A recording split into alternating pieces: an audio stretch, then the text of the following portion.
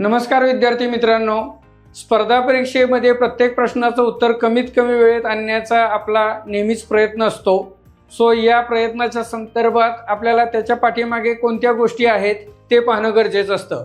मित्रांनो, त्या अनुषंगाने मी तुम्हाला ASO प्रिलिम्स 2013चा एक प्रश्न या ठिकाणी दाखवतोय। सरासरीवर हा प्रश्न विचारलेला होता।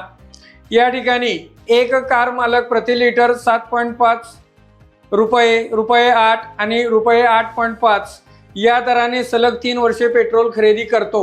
जर तो प्रत्येक वर्षाला 4000 रुपये खर्च करीत असेल तर त्याला सरासरी प्रति लिटर किती रुपये खर्च येईल असं विचारलेलं आहे। मित्रांनो, हा प्रश्न जर रितसर सोडवायचा झाला तर याला खूप वेळ लागणार आहे। त्याऐवजी 4 पर्यायांमधून जर आपण उत्तर आणायचं म्हटलं तर अगदी कमी वेळेत उत्तर येत असतं। याचं कारण या ठिकाणी खर्च कॉन्स्टंट आहे, मात्र दर जे आहे पेट्रोलचा दर तो दरवर्षी वेगवेगळा आहे।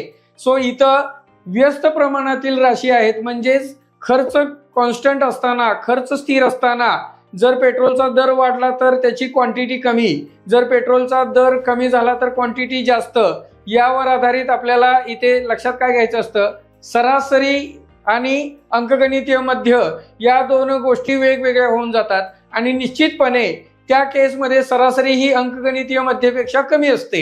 म्हणजे इथे 7.508 आणि 8.50 यांची सरासरी किंवा अंकगणितीय मध्य हा 8 येतो, मात्र आपलं उत्तर 8 पेक्षा कमी असायला पाहिजे आणि ते 8 पेक्षा कमी एकच ऑप्शन आहे या ठिकाणी, पर्याय क्रमांक 1। सो अशा पद्धतीने जेव्हा आपण विचार करतो तेव्हा पर्याय क्रमांक 1 आपल्याला उत्तर द्यायचं आहे। अगदी काही सेकंदांमध्ये हे आपण उत्तर देऊ शकत असतो।